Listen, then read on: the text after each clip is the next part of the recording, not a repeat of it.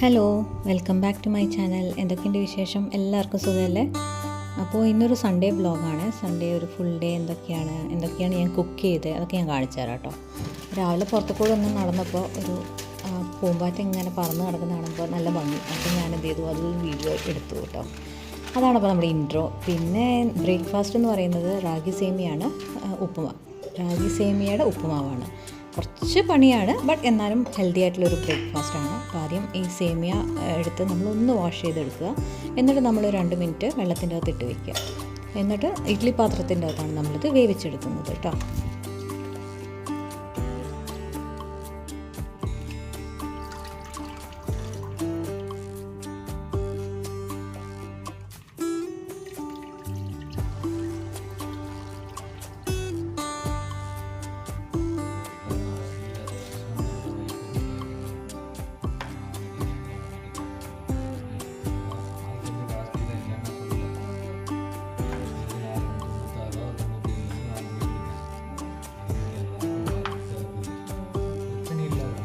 സാധാരണ ഉപ്പുമാവ് ഉണ്ടാക്കുന്ന പോലെ തന്നെ ഉള്ളി, പച്ചമുളക്, ഇഞ്ചി, കറിവേപ്പില അതൊക്കെ ഇടുക കേട്ടോ. എല്ലാം നന്നായിട്ട് അരിഞ്ഞ് വഴറ്റി നമ്മൾ സാധാരണ ഉപ്പുമാവ് ഉണ്ടാക്കുന്ന പോലെ.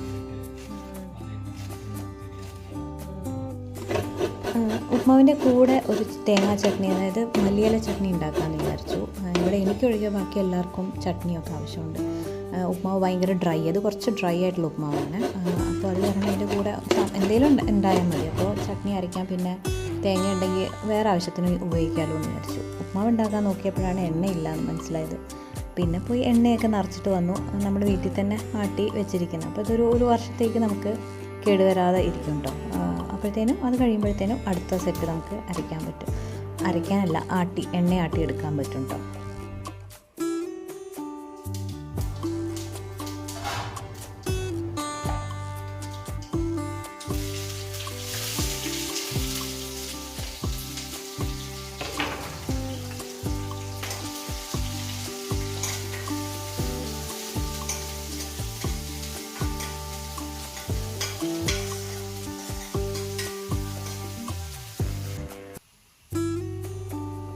ഇത് സേമിയ നന്നായി വെന്ത് വന്നു. നല്ല ആവിയൊക്കെ വരുമ്പോഴേ വെന്തു നമുക്ക് മനസ്സിലാവുമല്ലോ. എന്നിട്ട് അത് നമ്മളൊരു പാത്രത്തിലോട്ട് എടുത്തിട്ട് അതിൻ്റെ അകത്തോട്ട് കുറച്ച് ഉപ്പും കുറച്ച് വെള്ളം തളിച്ച് ഒന്ന് മിക്സ് ചെയ്തെടുക്കുക. അല്ലെങ്കിൽ എന്താ പറയുക, ഒട്ടിയിരിക്കും. ചൂടോട് കൂടിയല്ല നമ്മൾ എടുക്കുന്നത്. അപ്പോൾ ഒന്ന് മിക്സ് ചെയ്ത് ഈ സേമിയയ്ക്ക് ആവശ്യത്തിനുള്ള ഉപ്പ് മാത്രം ഇട്ടാൽ മതി. പിന്നെ നമ്മൾ ഉള്ളിയൊക്കെ വഴറ്റുമ്പോൾ അതിൽ കുറച്ച് പേരിനൊന്നൊരു ഉപ്പിട്ടാൽ മതി. ഈ റാഗി സേമിയയ്ക്ക് ഒത്തിരി ഉപ്പിടാൻ പാടില്ല, അതിനൊരു ഭയങ്കര കയ്പ്പ് വരും. അതുകൊണ്ട് കുറച്ചിട്ടാൽ മതി ലൈറ്റായിട്ട്.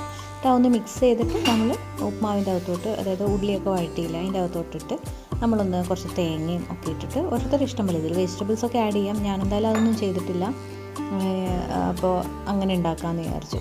ഇതിൻ്റെ ഇടയിൽ കുറേ സംസാരവും കാര്യങ്ങളും ഒക്കെ നടക്കുന്നുണ്ട്. എല്ലാവരും ഇടയ്ക്കിടയ്ക്ക് വരും സംസാരിക്കാൻ. പിന്നെ ഹെൽപ്പിനും ഉണ്ടാവും കേട്ടോ. തേങ്ങയൊക്കെ സാധാരണ ശൈലി തരും. പിന്നെ ഇവർക്കാർക്കും വീഡിയോയിൽ വരാൻ താല്പര്യമില്ലാത്ത കാരണം കൊണ്ട് ആരും അങ്ങനെ ഉണ്ടാവാറില്ല. ആണെങ്കിലും ഞാൻ തന്നെ ചെയ്യും. പിന്നെ ഇന്ന് മീൻ വാങ്ങിക്കാനൊക്കെ പോയത് കാരണം കൊണ്ട് മോള് ഹസ്ബൻഡും കൂടെ മീൻ വാങ്ങിക്കാൻ പോയി. അപ്പോൾ പിന്നെ ഞാൻ തന്നെ ഇത് പെട്ടെന്ന് ഉണ്ടാക്കി വെച്ചു. അങ്ങനെ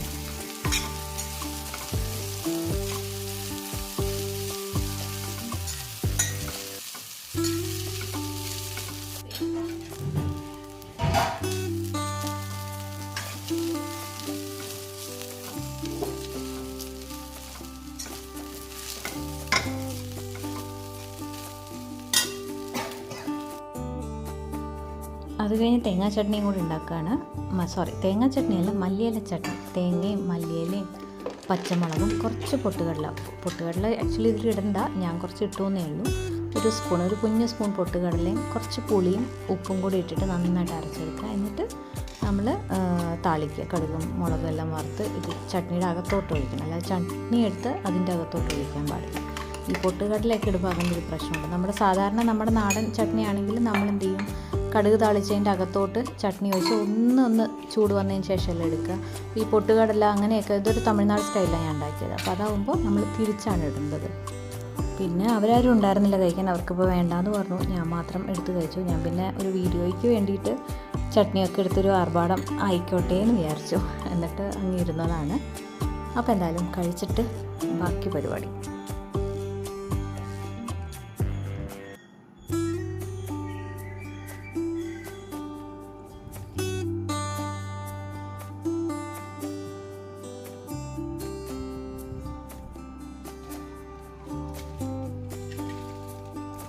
അപ്പോഴത്തേനും മീനൊക്കെ എത്തി. അയല കിട്ടിയില്ല, മത്തിയാണ് കിട്ടിയത്. മത്തി പിന്നെ എല്ലാവർക്കും ഇഷ്ടമാണ്. മത്തിയും പിന്നെ കുറച്ച് പ്രോൺസും വാങ്ങിച്ചായിരുന്നു. അപ്പോൾ മത്തി എന്ന് പറയുന്ന സമയത്ത് അപ്പോൾ എന്നെ ഹെൽപ്പ് ചെയ്യാൻ വേണ്ടി വന്നു കേട്ടോ. അപ്പോൾ കൊണ്ടുവന്നപ്പോഴേ പറഞ്ഞു അവർ തലയും വാലും മാത്രമേ കളഞ്ഞിട്ടുള്ളൂ, ഉള്ളിലത്തെ ഒന്നും അങ്ങനെ ക്ലീൻ ചെയ്തിട്ടില്ല, ചെതുമ്പലൊന്നും എടുത്തിട്ടില്ല എന്ന് പറഞ്ഞു. ഇനി അതൊരു പണിയാണല്ലോ എന്ന് പറഞ്ഞു നിന്നപ്പോഴേ അപ്പോൾ ആൾ തന്നെ വന്ന് പറഞ്ഞു ഞാനും കൂടെ വരാം. അറിയില്ലെങ്കിലും ഞാൻ പറഞ്ഞു കൊടുത്ത് അതുപോലെ തന്നെ ചെയ്തോളൂ. ഞങ്ങളെല്ലാം ഇങ്ങനെ പഠിച്ചു വരുന്നതേ ഉള്ളൂ. അപ്പോൾ എന്തായാലും ഞാൻ മത്തിയൊക്കെയാണെങ്കിൽ ഞാൻ ഫ്രൈ മാത്രമേ ഉണ്ടാക്കുള്ളൂ. കറി എനിക്ക് അത്രയ്ക്ക് ശരിയാവില്ല എപ്പോഴും. ഞാൻ ഫ്രൈ മാത്രമാണെങ്കിൽ പെട്ടെന്ന് തീരും. അപ്പോൾ അതിൻ്റെ കൂടെ നമുക്ക് അടുത്തുണ്ടായിരുന്ന പൂച്ചനെ വിളിച്ച് വരുത്തി നമ്മൾ മീനിൻ്റെ വേസ്റ്റൊക്കെ കൊടുത്തുകൊണ്ടിരിക്കുക. ഈ പ്രാവശ്യം മത്തിയിൽ നിറയെ മുട്ടയുണ്ടായിരുന്നു. അപ്പോൾ അതും തനിയെ മാറ്റി വെച്ച് അതും ഫ്രൈ ചെയ്യാമെന്ന് വിചാരിച്ചു. അപ്പോൾ സാധാരണ എല്ലാവരും ഉണ്ടാക്കുന്ന പോലെ തന്നെ ഞാനും ഉണ്ടാക്കുന്ന കുറച്ച് കാശ്മീരി ചില്ലി പൗഡർ, പിന്നെ പെപ്പർ, ഉപ്പ്, കുറച്ച് വിനീഗറും കൂടി ഇട്ടിട്ട് ഒന്ന് മിക്സ് ചെയ്യുക, മഞ്ഞൾപ്പൊടിയും കൂടെ. ഞാൻ വെളുത്തുള്ളി ഇഞ്ചി അതൊന്നും ഇട്ടിട്ടില്ല. ചില സമയത്ത് സിമ്പിളായിട്ട് ഉണ്ടാക്കാമെന്ന് വിചാരിക്കും. കുറച്ച് ആർഭാടം ഇരിക്കട്ടെ എന്ന് വിചാരിക്കുമ്പോൾ അതെല്ലാം ഇട്ടിട്ട് ഉണ്ടാക്കാറ് കേട്ടോ. അപ്പോൾ അതെല്ലാം കൂടെ മിക്സ് ചെയ്ത് മീനൊക്കെ കൂടെ പുരട്ടി വെച്ചിട്ട് എന്ത് ചെയ്തു എന്ന് വെച്ച് കഴിഞ്ഞാൽ കുറച്ച് നേരം വെക്കണം. പിന്നെ ഇതെല്ലാം കൂടെ ഒറ്റ ദിവസം നമ്മൾ തീർക്കാത്ത കാരണം കൊണ്ട് കുറച്ചെടുത്ത് മാറ്റി വെച്ച് ഫ്രീസറിലെടുത്ത് വെച്ചു.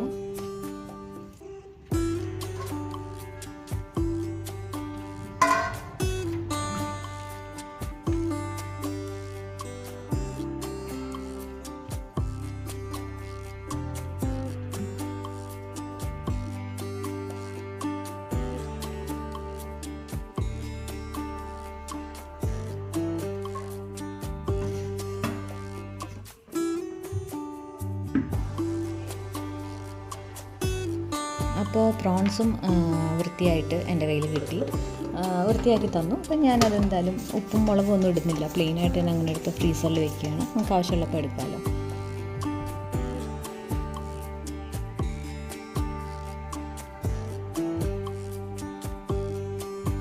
ഞാൻ മീൻകറി ഉണ്ടാക്കിയാൽ ശരിയാവാത്തത് കൊണ്ടും പിന്നെ എല്ലാവരും വേണ്ട മീൻകറി വേണ്ട എന്ന് പറഞ്ഞത് കൊണ്ടും ഒരു മോര് കൂട്ടാൻ ഉണ്ടാക്കാമെന്ന് വിചാരിച്ചു.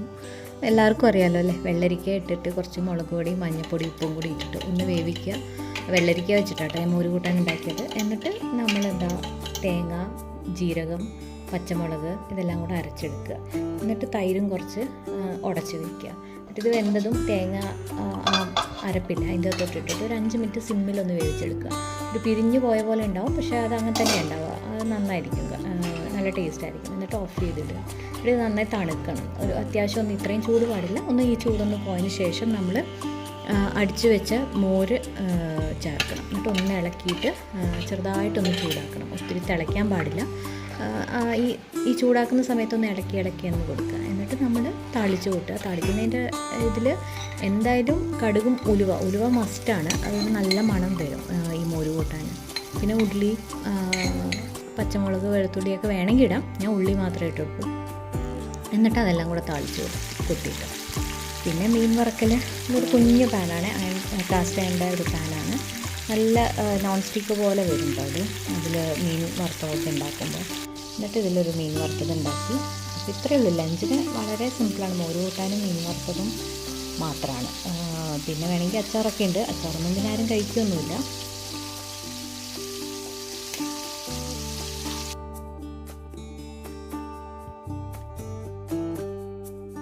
പിന്നെ എല്ലാവരും കൂടെ ഇരുന്ന് ഒരു സിനിമയൊക്കെ കണ്ട് ഒന്ന് ഭക്ഷണമൊക്കെ കഴിച്ച് അങ്ങനെ ഇന്നത്തെ ദിവസം അങ്ങനെ അങ്ങ് തീർന്നു. എല്ലാം വൃത്തിയാക്കി വെച്ച് രാത്രിയാണല്ലോ നമ്മളിതെല്ലാം വൃത്തിയാക്കി വയ്ക്കുന്നത്.